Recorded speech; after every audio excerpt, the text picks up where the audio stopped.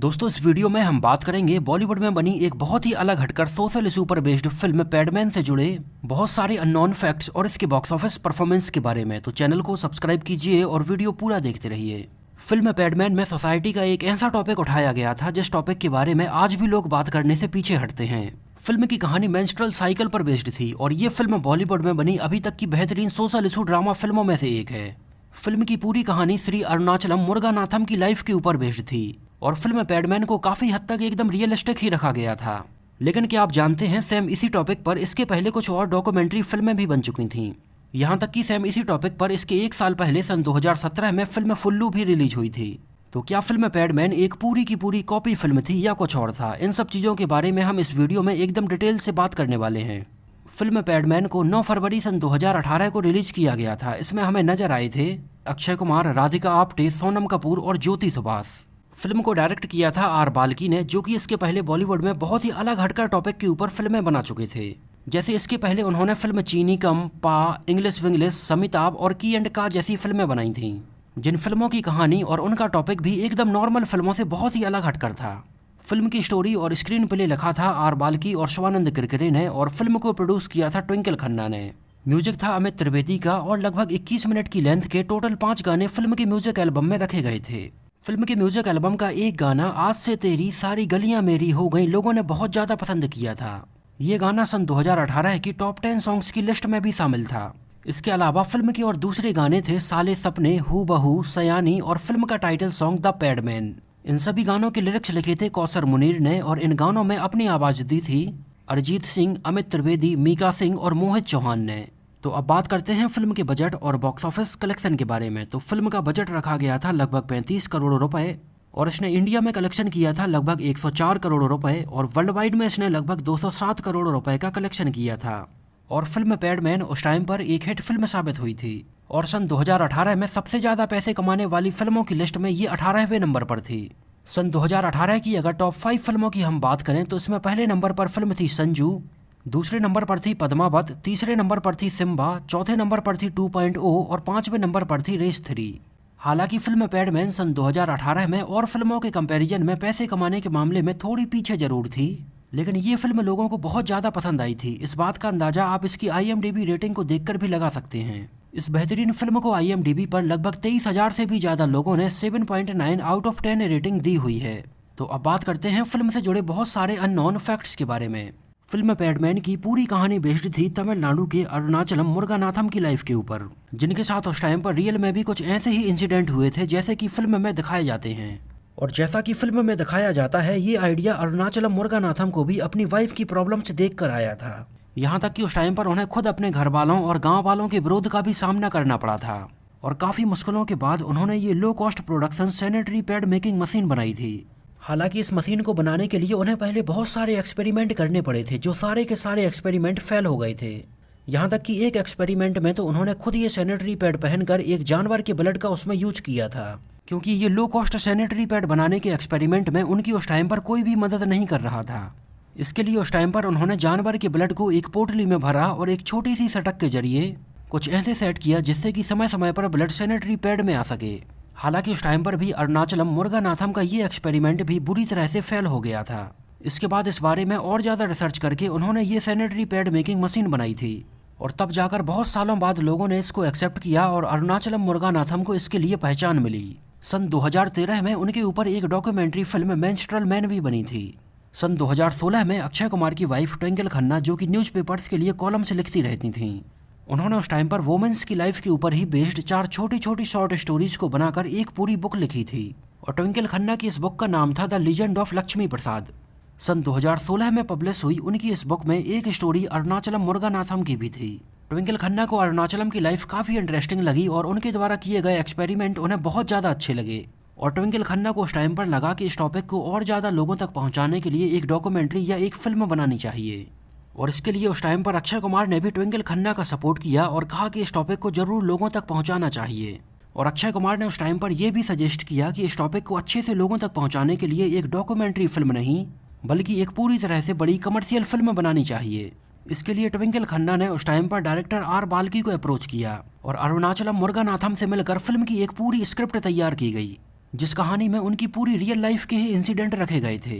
हालांकि पहले फिल्म में लीड एक्टर के तौर पर ट्विंकल खन्ना चाहती थी कि इसमें अक्षय कुमार की जगह पर कोई और एक्टर काम करे, लेकिन बाद में अरुणाचलम मुरुगनाथम ने खुद कहा कि अक्षय कुमार इसके लिए सबसे अच्छी चॉइस रहेंगे, और इसके बाद फिल्म के लिए लीड एक्टर के तौर पर अक्षय कुमार को ही फाइनल कर दिया गया।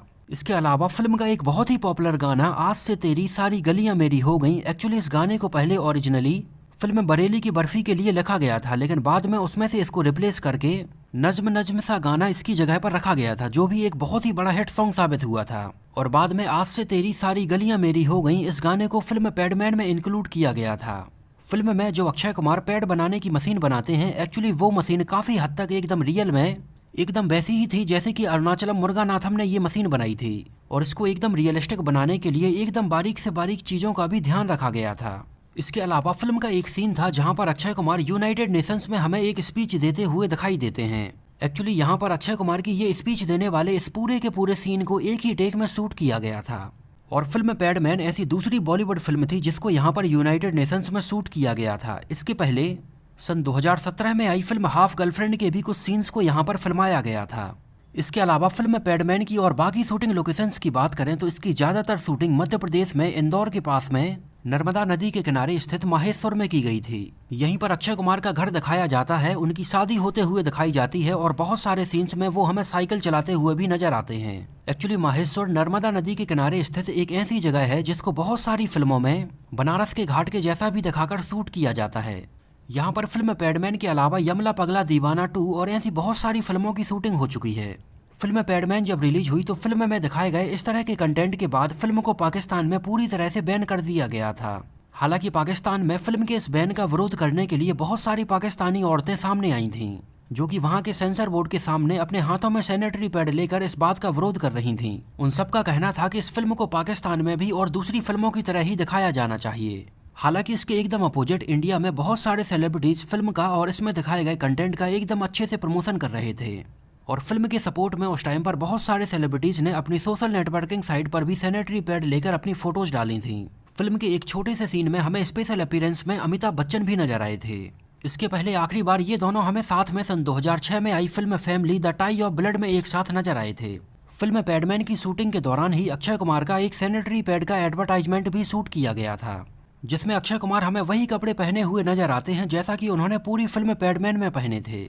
इस दौरान शूट किया गया अक्षय कुमार का ये सैनिटरी पैड का एडवर्टाइजमेंट आगे चलकर बहुत सारी फिल्मों में दिखाया गया था, और इसको और ज्यादा लोगों तक बढ़ावा देने के लिए अभी भी आप अगर कोई फिल्म थिएटर में देखते हैं तो उसके स्टार्टिंग में हमें ये एडवर्टाइजमेंट जरूर दिखाया जाता है, जिसमें अक्षय कुमार स्मोकिंग को छोड़ने और सैनिटरी पैड यूज करने की बात करते हुए नजर आते हैं। फिल्म पैडमैन को पहले 26 जनवरी सन 2018 को रिलीज करने का अनाउंसमेंट किया गया था, और ठीक इसी डेट पर उस टाइम पर अक्षय कुमार और रजनीकांत की फिल्म 2.0 को भी रिलीज करने की बातें सामने आ रही थीं, लेकिन बाद में फिल्म 2.0 काफी डिले हो गई थी और बाद में ये नवंबर में रिलीज हो पाई थी। हालांकि फिल्म पैडमैन को भी आगे चलकर फाइनली 9 फरवरी को रिलीज किया गया था, और उस टाइम पर 9 फरवरी को इस फिल्म का क्लैश फिल्म अय्यारी के साथ होने वाला था, लेकिन बाद में फिल्म अय्यारी के डायरेक्टर नीरज पांडे ने इसकी डेट एक हफ्ते आगे बढ़ाकर 16 फरवरी कर दी थी, और ये दोनों ही फिल्में उस टाइम पर एक हफ्ते के अंतराल में रिलीज हुई थी। फिल्म में हमें सोनम कपूर अक्षय कुमार के साथ सन 2011 में आई फिल्म थैंक यू के बाद नजर आई थीं। इसके अलावा फिल्म के एक सीन में हमें सोनम कपूर के बचपन की कुछ फोटोज दिखाई जाती हैं। एक्चुअली फिल्म के इस सीन में दिखाई गई सोनम कपूर की ये एकदम रियल फोटोज थीं, बस उनकी इन फोटोज में अनिल कपूर के फेस को सुनील सिन्हा से रिप्लेस किया गया था। फिल्म पैडमैन के एक साल पहले सेम इसी टॉपिक पर सन 2017 में फुल्लू नाम से भी एक फिल्म रिलीज हुई थी, लेकिन ये फिल्म उस टाइम पर थोड़ी कम बजट की थी और इसमें बहुत ज्यादा पॉपुलर एक्टर नजर नहीं आए थे। इस वजह से फिल्म फुल्लू उस टाइम पर बहुत ज्यादा पॉपुलर नहीं हो पाई थी, लेकिन इस फिल्म की स्टोरी अगर आप देखेंगे तो ये काफी हद तक फिल्म पैडमैन की स्टोरी के जैसी ही थी। लेकिन फिल्म पैडमैन में अक्षय कुमार जैसे बड़े एक्टर होने की वजह से ये फिल्म लोगों के बीच में काफी पॉपुलर रही थी। इसके अलावा उस टाइम पर फिल्म पैडमैन को लेकर एक राइटर रिपु दमन जायसवाल ने अक्षय कुमार और फिल्म के मेकर्स के खिलाफ एक कंप्लेन दर्ज की थी, जिसमें उनका कहना था कि फिल्म पैडमैन की स्टोरी उनके द्वारा लिखी गई स्टोरी से पूरी तरह से कॉपी की गई थी। उन्होंने कहा कि ये स्टोरी उन्होंने उस टाइम पर धर्मा प्रोडक्शंस को सेंड की थी। हालांकि बाद में इस पूरे मैटर को सॉर्ट आउट कर लिया गया था। इसके अलावा फिल्म के एक सीन में थोड़ा सा चेंज किया गया था। एक्चुअली फिल्म में दिखाया जाता है कि अक्षय कुमार की मशीन को IIT दिल्ली में रखा गया था, लेकिन रियल लाइफ में अरुणाचलम मुरुगनाथम को IIT चेन्नई में ये अवार्ड दिया गया था।